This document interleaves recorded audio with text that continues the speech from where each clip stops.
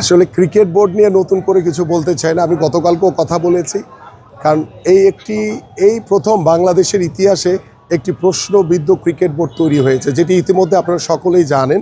সেই ক্রিকেট বোর্ডে আমাদের যে সাবেক যে অনভিজ্ঞ ক্রীড়া উপদেষ্টা, তিনি তার স্বেচ্ছাচারিতার মাধ্যমে এই ক্রিকেট বোর্ড তৈরি করে ক্রিকেট বোর্ডকে কলঙ্কিত করেছেন এবং আমার ক্রিকেটকে ক্ষতিগ্রস্ত করেছেন। এবং এইটার পিছনে যারাই জড়িত থাকুক না কেন, ভবিষ্যতে নির্বাচনের পরে আল্লাহ যদি আমাদেরকে কবুল করে, এগুলোর সুষ্ঠু তদন্তের মাধ্যমে আমরা তাদেরকে আইনের আওতায় এনে তাদেরকে অবশ্যই তাদের বিরুদ্ধে ব্যবস্থা নিতে হবে। কারণ কারো ব্যক্তিগত স্বার্থের জন্য আমার ক্রিকেট ক্ষতিগ্রস্ত হতে পারে না, আমার দেশ ক্ষতিগ্রস্ত হতে পারে না।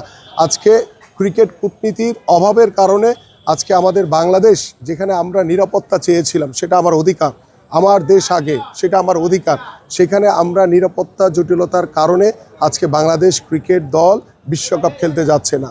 সো এটা আমরা যদি আরও সুদূর প্রসারী চিন্তা করতাম যে আমাদের ক্রিকেট বোর্ডের সাথে আইসিসি কিংবা ভারতীয় ক্রিকেট বোর্ডের সাথে একটি কূটনৈতিক পরিবেশের মাধ্যমে আমরা কিন্তু এই সমস্যাটি সমাধান করতে পারতাম।